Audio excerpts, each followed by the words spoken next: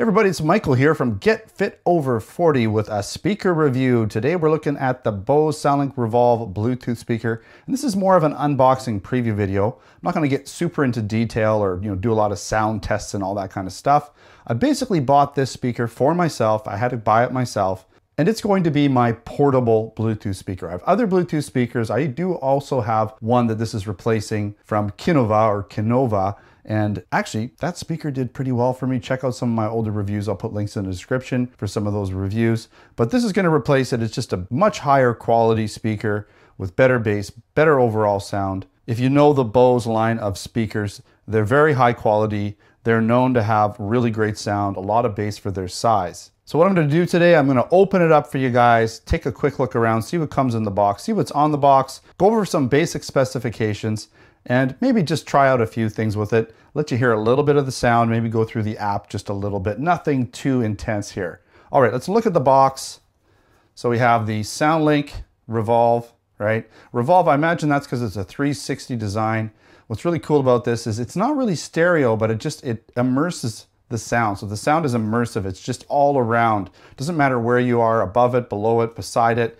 It just pretty much sounds the same all the time, as opposed to a directional speaker. So here we have deep, loud, and immersive, true 360 sound, pretty much what I said, water resistant and durable. Bose Connect app, works with the new app, enhances control, makes and answer calls. It's always good to have with the speakerphone, and up to 12 hours per charge. We'll be getting into the specifications again, but that's what's on the box. So we're gonna pop this open. Now I have gotten into it already, so a little bit of a, here there goes the camera. That was great. Okay, so too much moving around here. So taking off this cover, I have cut it and basically charged it and everything, because that's one of the things, is it was dead when I got it open. So here it is, right? It just sits in there nice, right? You've got your charging port there. You've got actually an internal port here. This is a 1/8 stereo jack input port. So those are your input ports for charging and sound, right? You've got this mesh grill. You have actually a microphone adapter here, so you can put it on a microphone stand if you wanted to. Nice rubber base. This is for charging. You can get a charging plate for it. All kind of, these bumpers on either side here, they kind of come out a little bit so that you can literally drop it. It's basically designed for a little bit of abuse, but not too much. It can take a fall or two.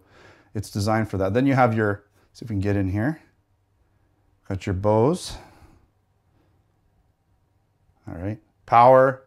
Right, Bluetooth, you've got your volume up and down, you have a function button, and I'm not even sure what this one is. Maybe that's, I'm not sure. Good question. See, brand new, but there's another button there that I have no idea what that's for, but that's volume up, volume down. It's a multi-function button, Bluetooth and power. So I'll have to figure out what that one is at some point in time here. Okay, inside of here, we're gonna obviously have a few things, right? You've got your little power adapter, so this can go into the wall, USB, right? So we've all seen these before, right? USB, nice little power adapter.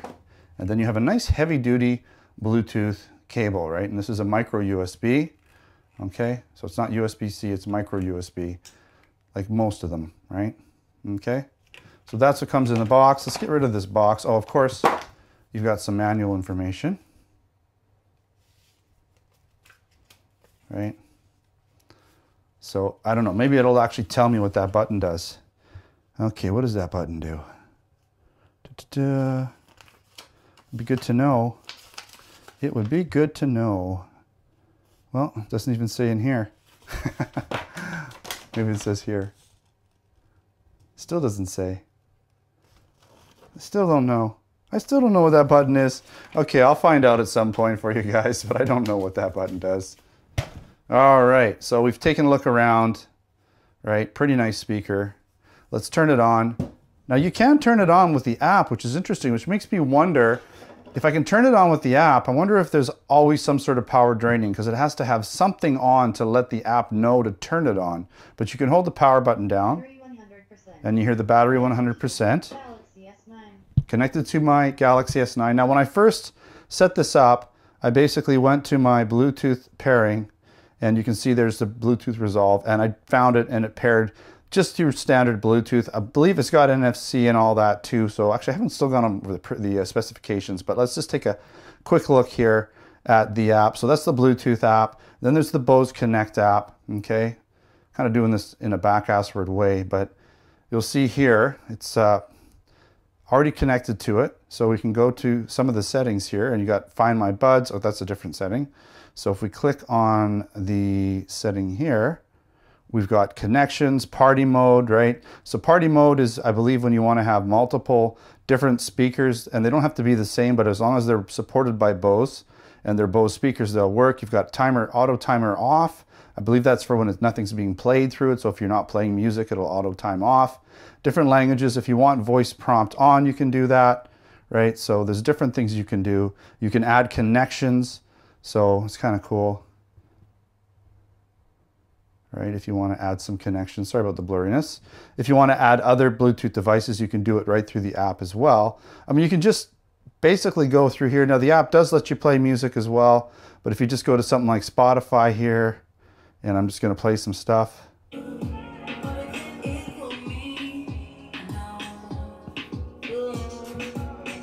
not going to play too much.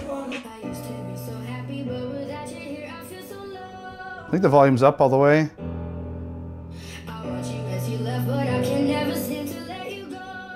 So I can adjust the volume on here as well, or on the speaker. They've got separate volume controls.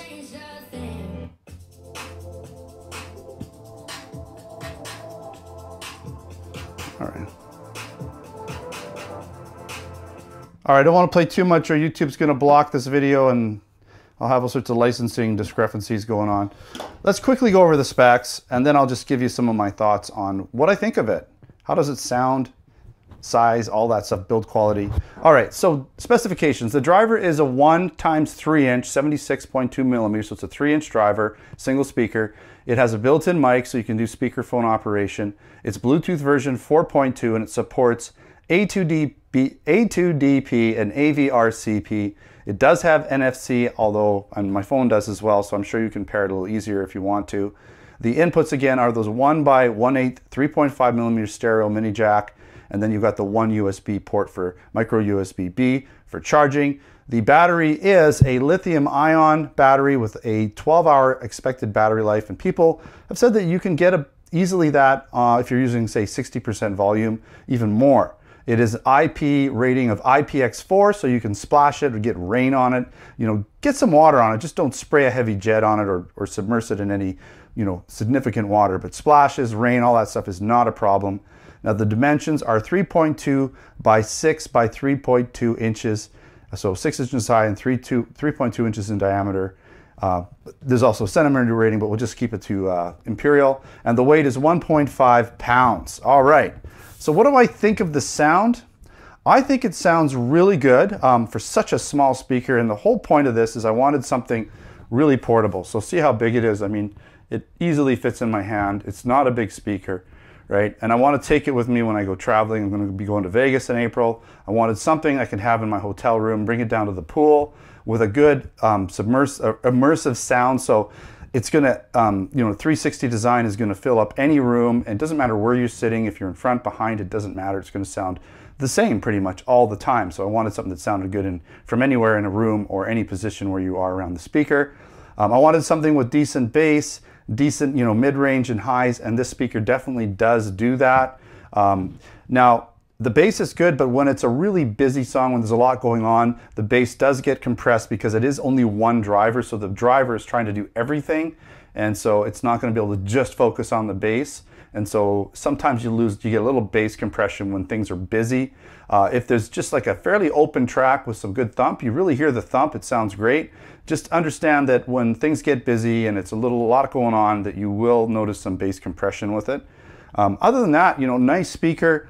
Comparing this to the Bose SoundLink Mini 2, which this is kind of replacing, well, this is definitely newer. It's water resistant. It works with the Bose app. There's a bunch of things that this has over that one. This is definitely more portable and more designed to take a little bit more abuse than the Mini 2. But, the Mini 2 sounds good. It's got sometimes it feels like it has more bass, but I think that's because it's lacking some of the mids. It seems to have a sort of hollow mid section, so the bass stands out. But this has definitely got more mids. It's a little more clear in that sort of mid-range. Now the Mini 2, so the SoundLink Mini 2, definitely sounds probably clearer when you're facing it directly because it is a true stereo speaker. But anytime you get a little bit off axis, this guy's going to sound a lot better. So I think overall, this is the right choice. They're about the same price. This is basically, I paid $200 Canadian for it. It's not cheap. It's a higher end speaker, but you know, I think it's going to do the job for me. All right, thanks for watching this review, or this mini review update, kind of unboxing preview for the Bose SoundLink Revolve Bluetooth speaker. Not sure if I'll do an update to it after I've used it for a while. I think this is probably all I'm going to cover for this video. I'm not really a tech channel per se, but I do like my tech. I do like my fitness devices. I do like my speakers, so I thought I'd include this in today's video. All right, thanks for watching. Don't forget to subscribe. Check me out on Facebook, Twitter, and Instagram. Until next time, take care.